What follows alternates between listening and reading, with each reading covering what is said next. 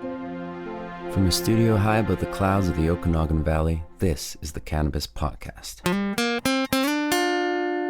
Exploring the world of Canadian cannabis culture, one toke at a time.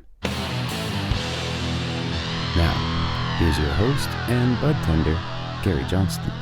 And thank you once more for coming back to the Cannabis Podcast. Here we are in episode number 90. Appreciate you coming back each time. If this is your first time, well, an especially warm welcome. And I suspect we may have a few first-time visitors this time around who are tuning in for the veteran farmer story, which is coming up later. So welcome to you as well.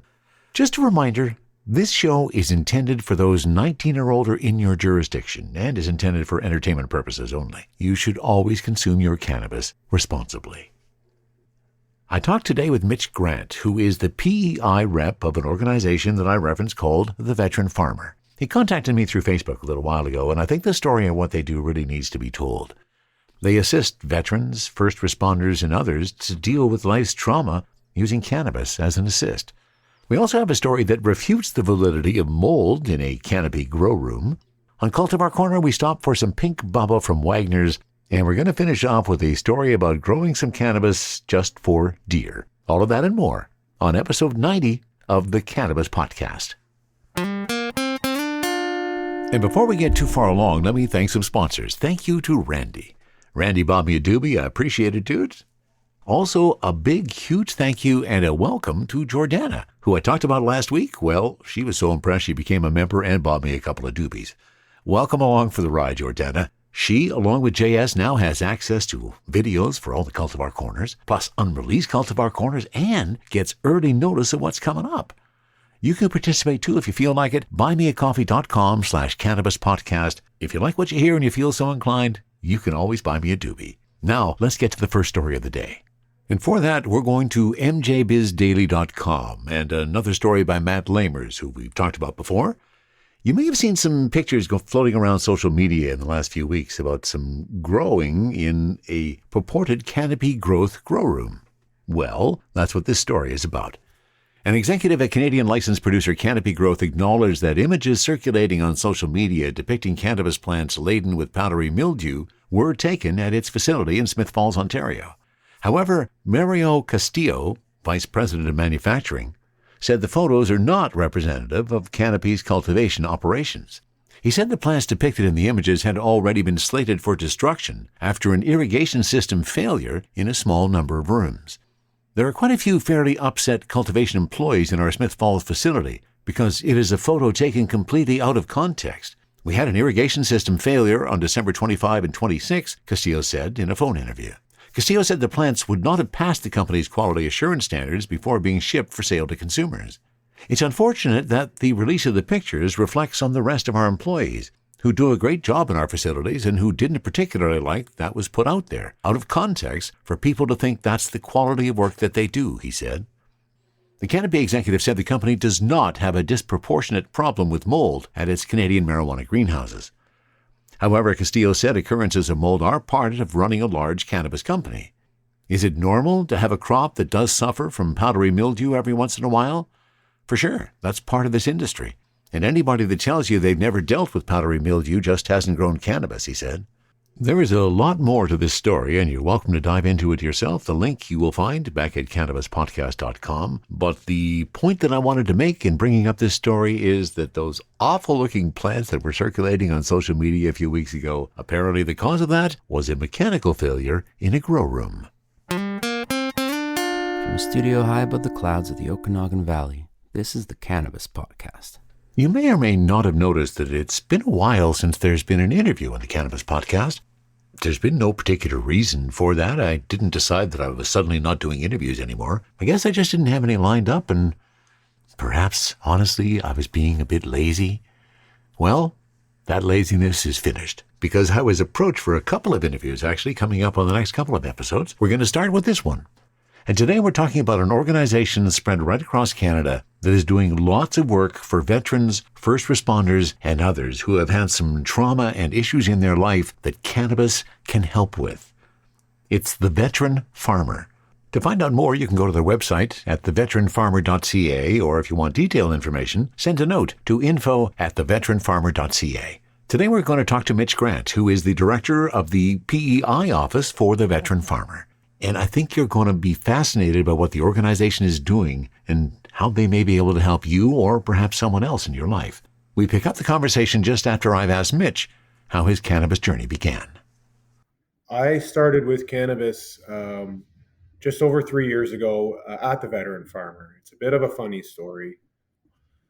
I grew up very much under the stereotype of what cannabis was, and didn't really want much to do with it. I had some friends who had parents who had issues with different drugs at the time, and I kind of lumped it all in at the same. Fast forward 20 odd years, and I'm out of the army and trying a bunch of different medications and trying a bunch of different therapies, but nothing's quite floating right. Nothing's really clicking well. There's a lot of side effects to a lot of the pharmaceutical medications. And quite often you hit a point where you start taking medicine for medicine. Um, but I was still very not big on cannabis at the time, to the point where my wife and I, in March of 2017, went to Jamaica.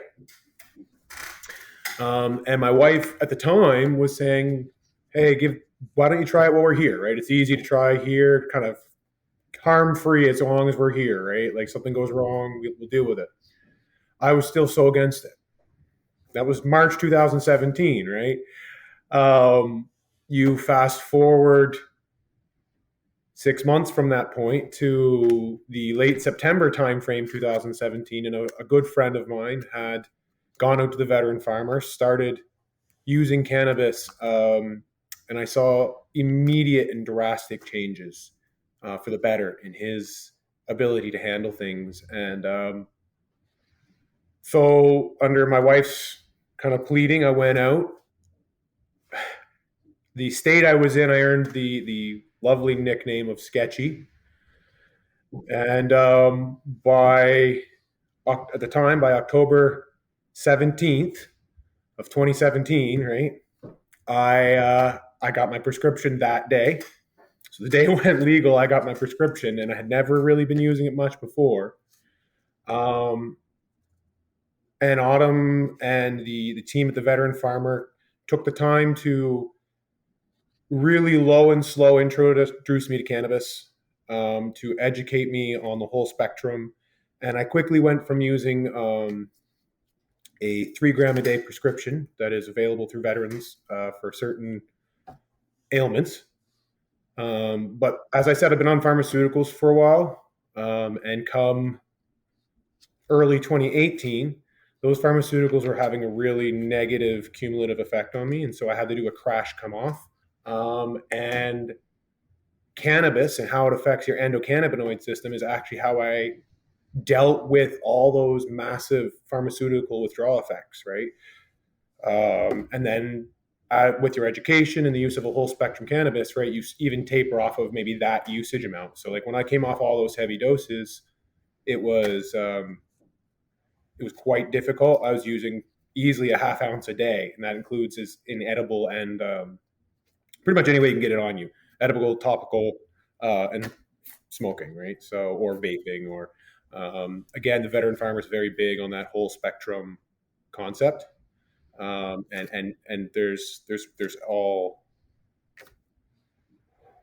there's something for everybody in it, right? Like in Well, I'm glad the circle brought you here, Mitch. yeah, It seems like it was destined to be, and it took a few years to get to there. So give us a sense of your veterans experience, if you don't mind sharing some of that. Know what got you yeah. to that state. Mine is not as flashy as most would kind of say. Um, I was hurt at home, or I suffered an injury or a bit of a breakdown at home, and I'm fortunate to have the same benefits as a lot of other veterans.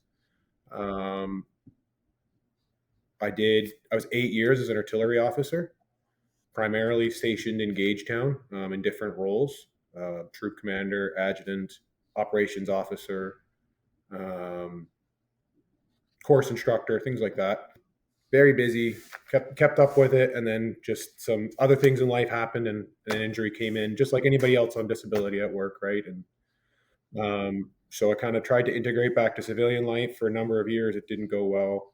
And again, that link to the veteran farmer really was a lifeline for me, and all the social supports it offers, but also just in how to medicate properly, right? And how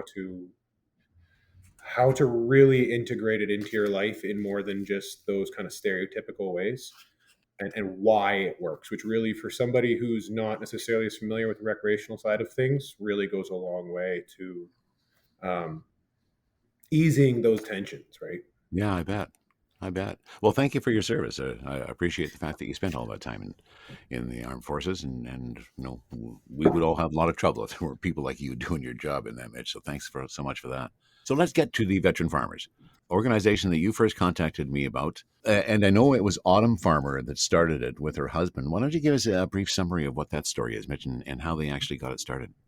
Yep. So Autumn Farmer is the director of the Veteran Farmer. It was established in 2016, and they opened their location, built it in 2017. It was built because as Lloyd transitioned out of the military, Autumn was very much aware that there was no support at that point in time. He was a vet of the 80s and 90s, and so there really was nothing there, and it was a huge challenge. And you don't have to look far in media to see statistics of what happens with a lot of veterans, with their health, with the health of their families. It's definitely the buzz, or had been pre-COVID in the media for a while. It's not an easy transition. And so that is why Autumn and Lloyd, really, specifically Autumn, wanted to start this program. So like I said, they opened up their full location just there in March 2017, which put me in some of the early clientele for the farmer. And since that point now, they have a facility in Belleville that opened up in 2018. They have a facility in St. John's that opened up in early 2021, one in Edmonton as well that just opened up in 2021, myself here on PEI, and then Halifax is opening up within the next 2 months, and there will be a facility opening up in the province of Quebec, but they're not disclosing the exact location at this moment. So, Okay. Fascinating. And so it's growing, and I understand there's some BC entries coming soon. yeah, there has been some look at moving some out that way. It's a matter of locations and markets. Obviously, there is a couple of bases there. Usually, they try, if you outside of myself, a lot of the locations are near bases, right? Belleville, Trenton, New Brunswick, Gagetown, Edmonton, CFB Edmonton, right? So Vancouver, there are obvious locations because those are where there's going to be a higher concentrations of veterans who are the primary client. The veteran farmer is open to veterans and first responders at no membership fee, civilians at a $100 one-time processing fee for membership. But really, their primary clientele, their primary role is as a transition service to really help veterans move from that high intensity life of being a soldier, or being a first responder into that civilian role. And cannabis, Autumn has found cannabis walk hand in hand in that transition, Wonderful. So right? so And take helping. take me through the steps. I'm a veteran coming along, and I contact you about some services. What kind of steps do we go through, and what services do you provide? So when you enter the door at the veteran farmer, you're going to be greeted by somebody. Usually there's a veteran volunteer on staff, not staff, but like just who's filling a role. They're there having some coffee. They might be helping out with something, and they're there just to kind of chat, and kind of see where you're at. And they'll guide you to, if you weren't picked up right away by the secretary or nurse on staff, or administrative assistant, sorry, and they will go through a quicken doc with you, and that's going to be getting your tombstone data. One of those important things is, do you have a awarded conditions from Veterans Affairs, right? That can get you that cannabis prescription, or that they give a cannabis prescription for your PTSDs, your depressions, your major pains or breakdowns, like physical breaks, things like that.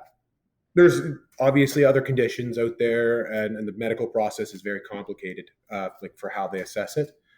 But we go through that. We put their information into the system. There are weekly clinics now where you will have a first appointment, and that will be an initial assessment, and then you'll have a second appointment, and that will be your actual talk with the doctor, where you will then get your prescription. And within 7 days, usually from walking through that front door, you should be able to place your first orders with a medical LP somewhere in Canada.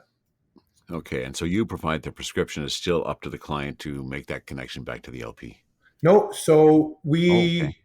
um, we give them the medical documentation. The veteran farmer has a few partners, but and they have recommendations based on previous experience. Obviously, any business would, but they will help forward that information off to the LP you'd like to use. So if you have pre-existing knowledge, you'd want to say go with a Fria or Tilray, right? You had tried some of their recreationally and you were now coming that way. Well, then they'll forward it that way, right? But there could be other. There's obviously a lot of medical providers out there right now. The big ones being Spectrum and Afria, right? A few years ago, that used to be quite a few more, but I bet, and it's an ever changing landscape, and still is. And I don't know if you heard, there was one provider out here, Shelter Market, just closed down this last week. I'm sorry to hear that. No, and I mean, you cover that quite a bit in your show, obviously, right? Like that changing retail landscape and producer landscape. So yeah, we take that snapshot. You'll get your order, and very early on, so things have changed in the era of COVID, but the typical way this would happen is you would come in during business hours after you've got your prescription, and you'd sit you down. And even if you wanted to for your very first prescription, and this is what I did, right? I had no experience in this. So they walked me through, okay, they got me through that, got me my prescription. And as soon as I could order, they took me to the LP site and they said, okay, we're going to teach you how to make your own medicated oil. And to make this kind of oil, you're going to want this kind of medicine, this kind, this kind, this kind.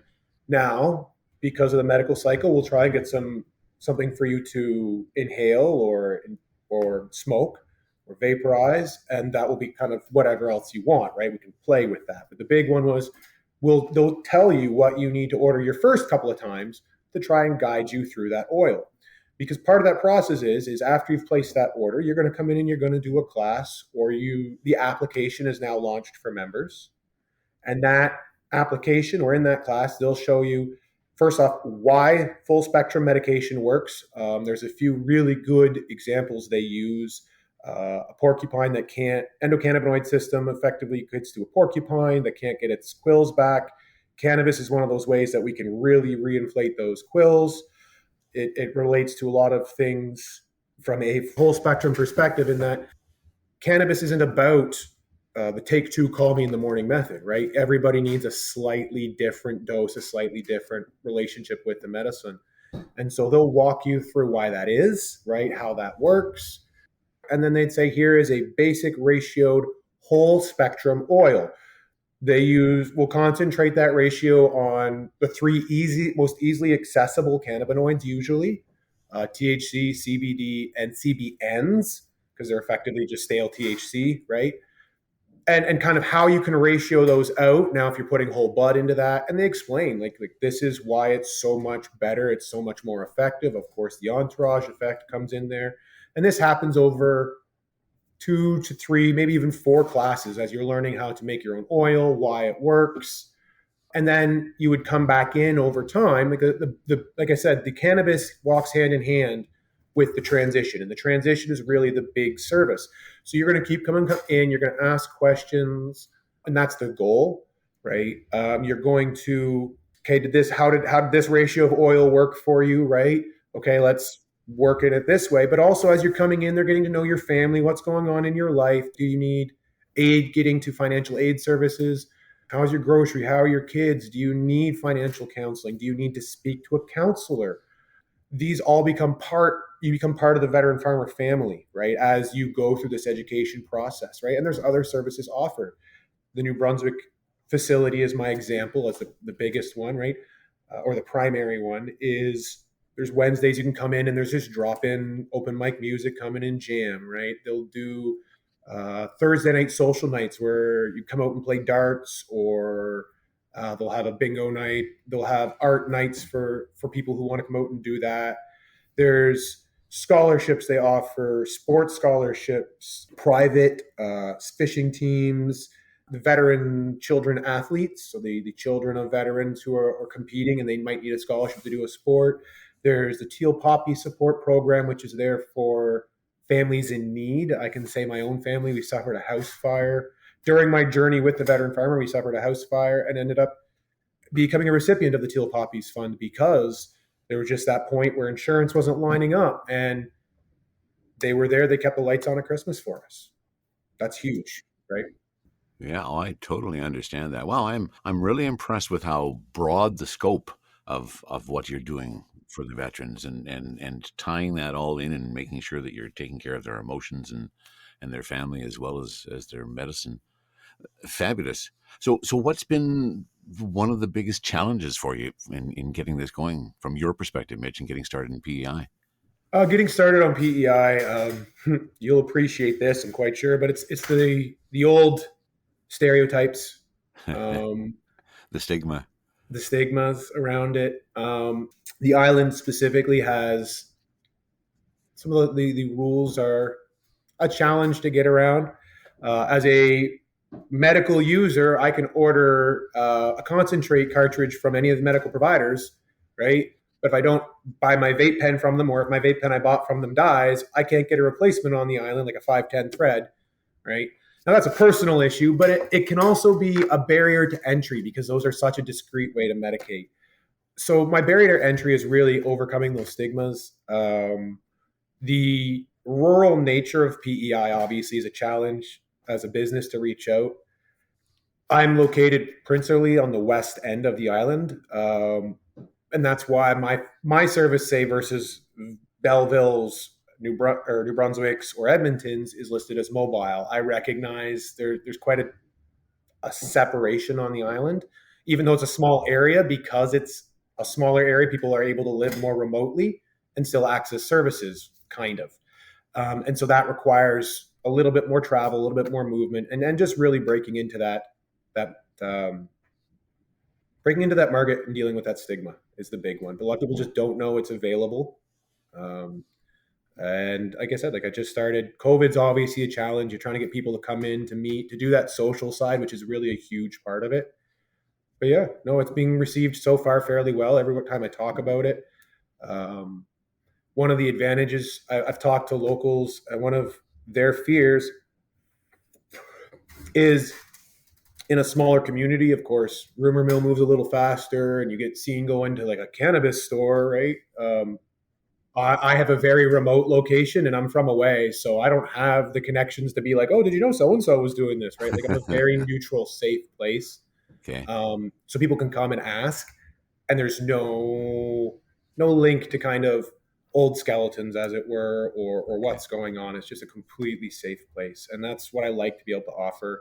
I am always terrified when I hear, oh, my grandmother wanted to try for medical for this, and she went to the store, and all I can do is take a deep breath because I know the horror story already coming, right? And I mean, that's not all we do. One of the things I can do here too, is just helping people learn to grow better and more healthy cannabis, right? That is part of our services as well. And so the island, I've noticed there's a decent recreational market, but most of it seems to be put four plants out back in a whole bunch of horse manure, right? And let her go, which is, it's great. They're getting stuff from that. But the ability to really teach how to grow indoors, to have control, to really have healthy, safe medicine, how to deal with pests, right? How many times you hear people come in and they've got 2-3 feet tall plants, but they're the same size as a pencil, and they've got one little nugget of bud on the top. And the first thing you said is, you grew a Miracle Grow, didn't you? Right? And everybody says yes. Yeah. So you help with that too. You help with growing advice and along the way. Yes. So again, with that education, right? So it used to be educate, medicate, and grow were some of the lines. This is one of their older hoodies, and it has it on the back. And that was really a big part of it, is if you're going to do a whole spectrum medication, most people who get a prescription can't get enough of a prescription to actually cover what they really need, right? To make enough oil, to cover enough smoke, whatever else you need, because there's a balance. It equates really well to insulin use, in that your edible or your oil becomes your long, slow curve, right, to create a baseline, and your smoke or your vape becomes your spike, right? So you have your oil kind of say 3 times a day and double it at bedtime, and that gives you a baseline. And then, oh no, my door was just frozen shut, right? Have a smoke to help kind of bring that back down. And there's a lot of links to that with alpha waves in the brain and stress and stimulation and things like that. And cannabis being an alpha wave inhibitor. And quite literally, it actually brings a lot of us back down to a normal speed and frame of reference, right? But so to say that, like, to achieve that, you really do need to be able to grow, and to be able to grow well and healthy. And so the veteran farmer at most locations has their grow line. They have a line of nutrients specifically formulated for better growth in veg, then better growth in flower, as well as boosters for calcium, for potash, sweetener, which has a whole lot of like maple syrup and things like that in it to really bring out that smell and that pungency. And they'll take the time to teach you how to, like, if you ask or if you are interested, they'll take the time to teach you this is how you properly pH. These are the tools that will really go a long way to aid you, and that it doesn't need to be this overwhelming, daunting task. Right? I grew my first plants in our house, and I got over an ounce off each plant. Good for you. That's a good bounty for first time. Yeah, like, and that's just using what I'd picked up through osmosis, through years, because that's what it was for me. Is it ended up just being a bunch of years consecutively of going, being that veteran volunteer, learning, and being there in that transition mode. And now I'm young enough and in a place enough that I can give back myself. So Good for you. Now, was that a Mighty that I see you using there? Stores and Pickle Mighty?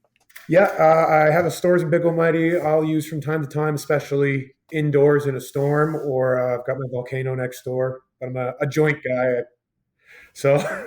Yeah, yeah. I thought I recognized the device. So let me finish up, Mitch, with my hot seat questions to get a sense of your cannabis journey and where we are. So, do you have a favorite cultivar? No, and for probably good reason. Again, from a medical perspective, you end up becoming effectively immune after a certain point of time, after a certain amount of use of a certain cultivar. Its effects will slowly decrease. Yeah, and that's the way for everybody. Hmm. But it's even more so in a medical. So, like, if you are only using recreationally, where you might only use, say, a gram a day or every 2 or even 3 days, right? Versus if you're medical and you're using 3 to 10 to 15 grams a day, you'll hit that cap point a lot faster. Oh, of course, yeah. So I have more than one. I have a few. I'm definitely partial to Rockstar, simply because it's my wife's favorite. It's one of those ones I can pull out when I need to. Ah, nice. But otherwise, Moby Dick, maybe. I like that one. That's fine, and I appreciate the context there too, because it does make sense, and I totally get it. I'm always telling people if they keep continuing to smoke the same cultivar, it's going to lose its effect, and if your receptors get bored, they need to be woken up a little bit. So, do you prefer joints or vape? I'm a joint guy. It's, again, when it comes to use, vape is great. It's for flavor, you can't beat it. I love the efficiency of it because you can immediately turn your ABV into effectively cannabis flower. But again, if you're using that volume, if you're using that consistently, you just can't stay on top of keeping it clean, right? Meanwhile, because on the island, you can have, medically speaking, the rules for having a joint fall under the rules, as long as you're not doing it on a highway on PEI, they fall under the rules for smoking a cigarette on PEI. So it's just as easy for me at, say, a hotel to walk out to a smoke pit, which is, I know this is amazing in this day and age compared to, say, even 10 years ago. I just walk out to the smoke pit and I light up a joint, smoke it, I'm done. I put it out in the butt stop and walk inside, right? Yeah, there are many areas in BC where it's the same way. And in fact, our airport, you can go outside and smoke a joint with the people who are sitting out there smoking their cigarettes. So it's nice to see that. But that is one of the things that where they haven't taken as much time to regulate it. If I Yeah, can get people to realize that, I can help deal with the stigma on the island too, right? yeah, Like it doesn't absolutely. need to be that there. So And now I know from a medical perspective, you are using, as you say, the full spectrum of the different consumption methods. Do you Mhm. have a preference for edibles or flower? For overall effect, um, I really prefer edibles. It's a much more challenge to get a really good net made out of edibles to cover all of your issues. But I notice for what ails me, like I'm not using it. I do use it as an aid. Once I hit that medicated point, I can use it as a bit of an aid when I'm playing guitar or something. But Yeah, it's more for the medical aspect from your perspective. using it for the medical aspect, that Yeah, edible gives me a lot longer range, so I'm not as reliant on needing to go out for a smoke ever so often, right? Like if you're using cannabis, but you need to use so much that you're going out like a pack a day smoker, anyways, right? You're not really getting your life and your freedom back. But again, you fall into that trap that it's really, really easy. I travel a lot. It's really easy to roll 20 joints if you have to for a bunch of days and just go, right? And then say take a bottle of just plain old fashioned oil. I make my oil actually in natural peanut butter. So like people will see me on the side of the road having a spoon of peanut butter, right?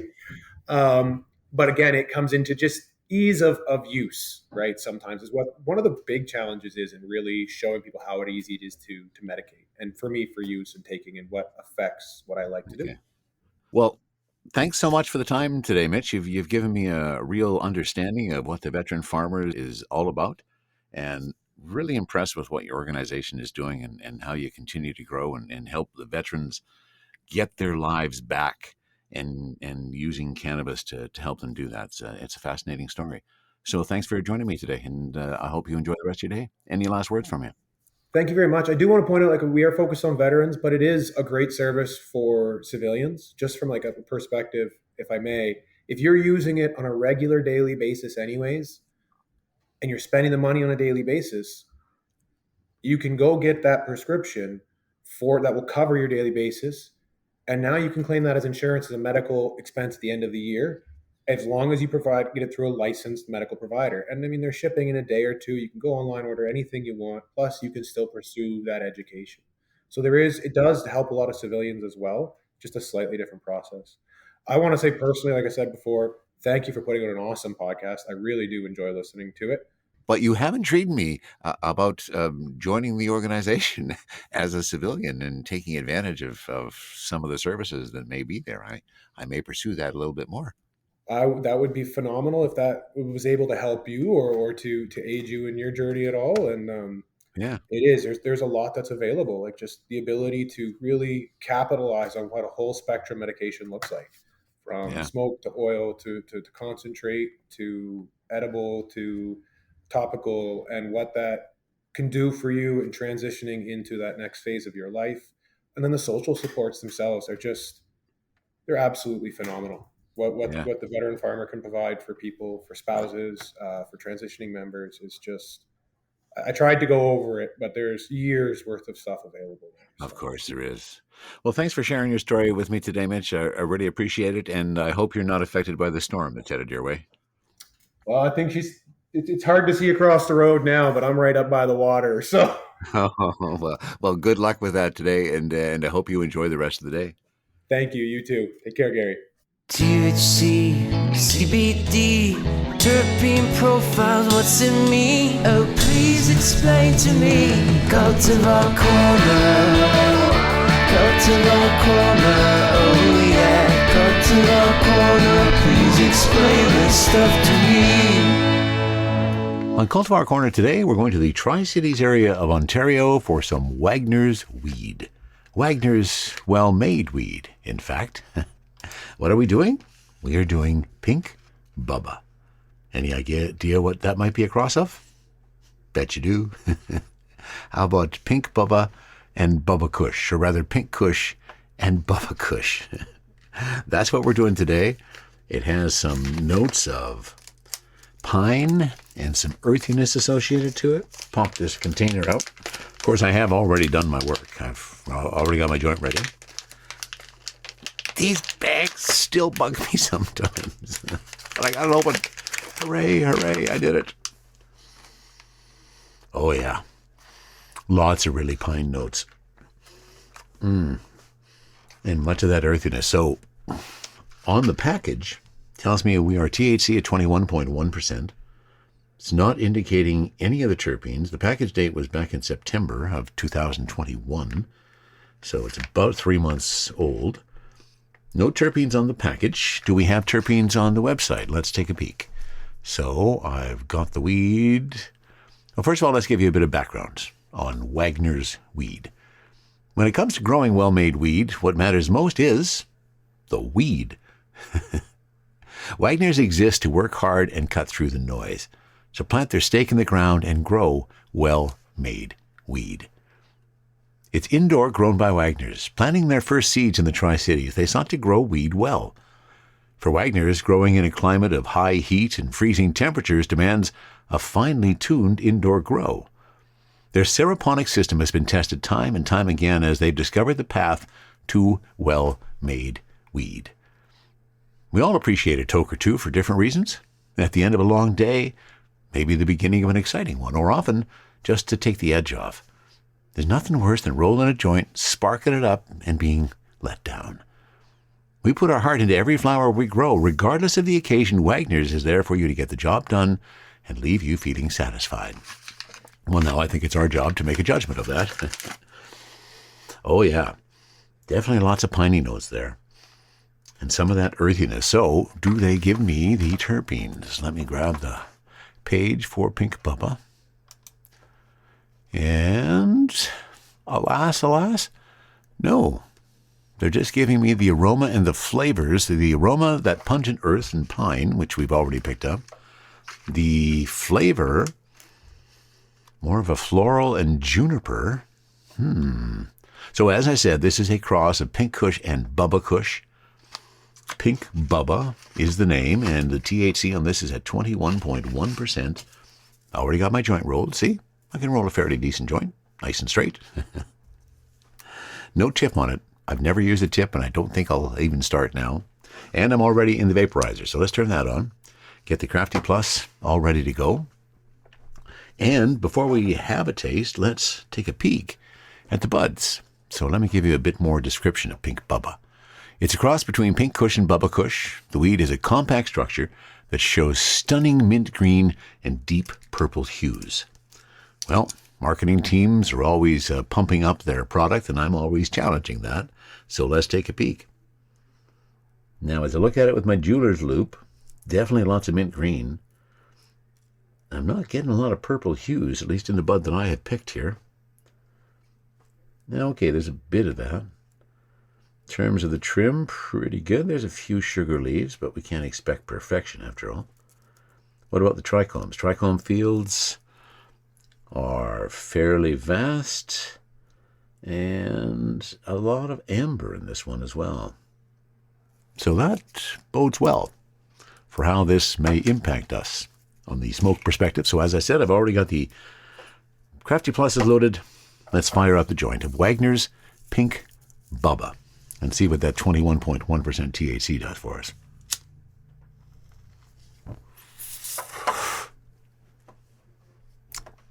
Bright orange hairs, a thick coating of trichomes add texture and depth to this beautiful flower. Aromas of pungent earth and pine are predominant, and the smoke itself is smooth. Yeah, I can agree with that smooth smoke statement. A couple of hits off the joint. Crafty Plus is still warming up. Oh, look at that. Just signaled that it's ready to go, so I can truly become a two-fisted toker. I've talked about this before on the Cultivar Corner, and here we are again. My left hand has the joint, my right hand has the Crafty Plus, and away we go.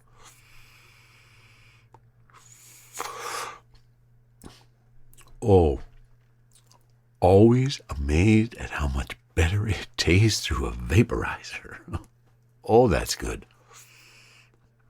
Much more of the piney notes, much more of the earthiness, maybe some of those floral notes they talk about in the flavoring. hit the joint, hit the vaporizer, get the difference between the two tastes. Oh, and I feel a little bit coming on. Now, this is, I think, one of the current discussions in our industry. When we started this podcast, 3 years ago, average THC was probably between 15 and about 22%. That's no longer the case. This Wagners Pink Bubba at 21.1% would be considered to be low on the THC scale. But for me, I'm hoping that the fact that I'm guessing that the terpenes involved are going to be some myrcene and some pinene, and those two generally bring me the happy eyes. So let's hope. I can feel a touch of them coming on now. Now, I don't expect this to be a wham, smack you in the face kind of a high at 21.1% because my tolerance is fairly high. Once again, I'm mused about whether a tolerance break would be worthy, but I wouldn't be able to produce the podcast for as long as that tolerance break was going on. It would seem disingenuous of me to be doing a podcast about cannabis while not consuming cannabis. But I digress, which could be an indication that high is coming on. And there they are. Can feel the happy eyes coming on now. Not really, really deep, but there. That general easing attention.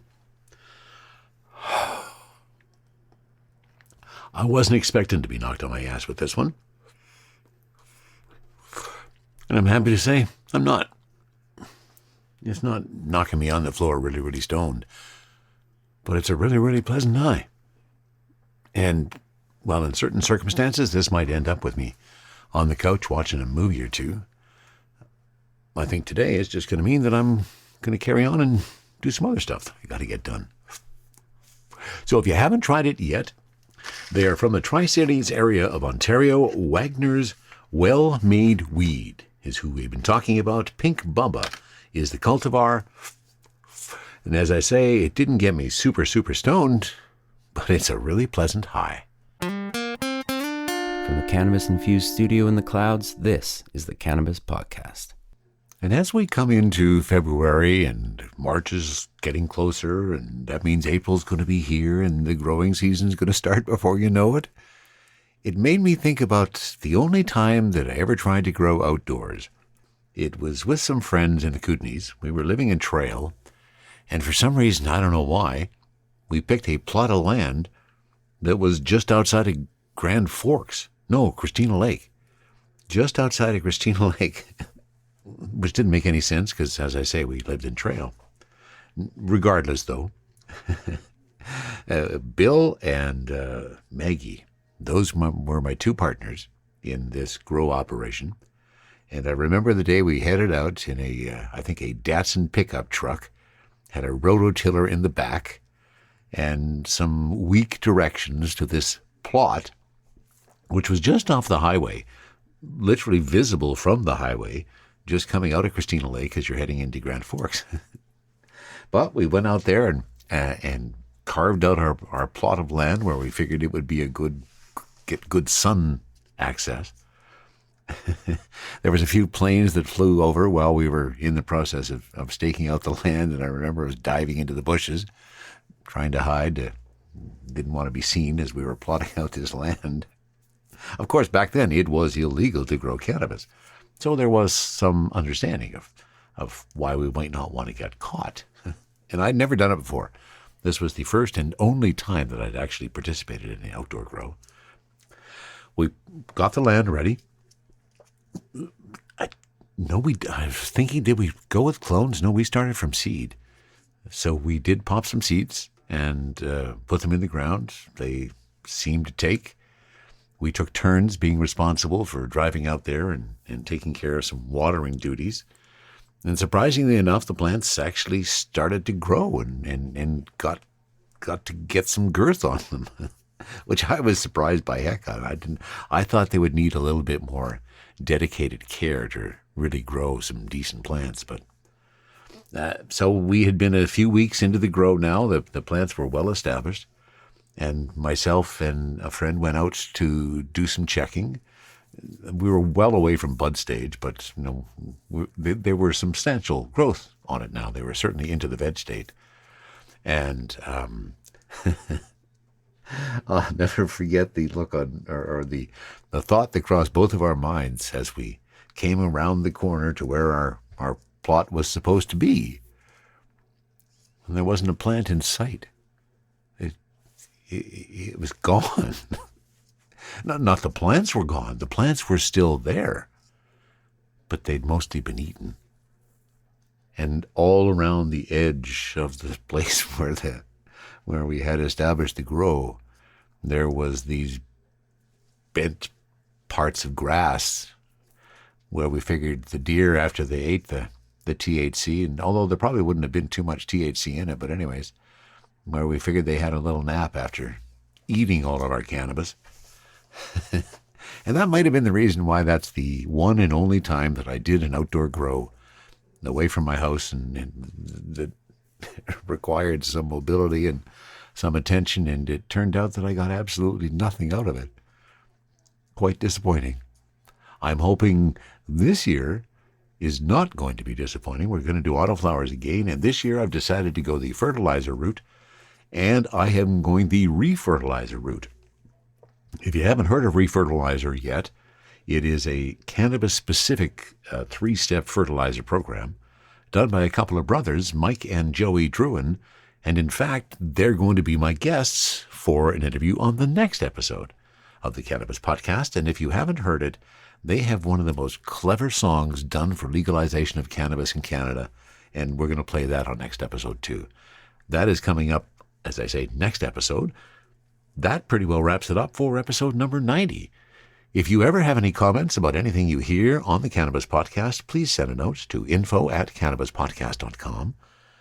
Thank you so much for coming along for the ride. I really appreciate you being here. If you feel so inclined and you like what you hear, you can go to buymeacoffee.com/cannabispodcast and buy me a doobie. That wraps it up for episode 90 of the Cannabis Podcast. From the cannabis-infused studio, high above the Okanagan Valley,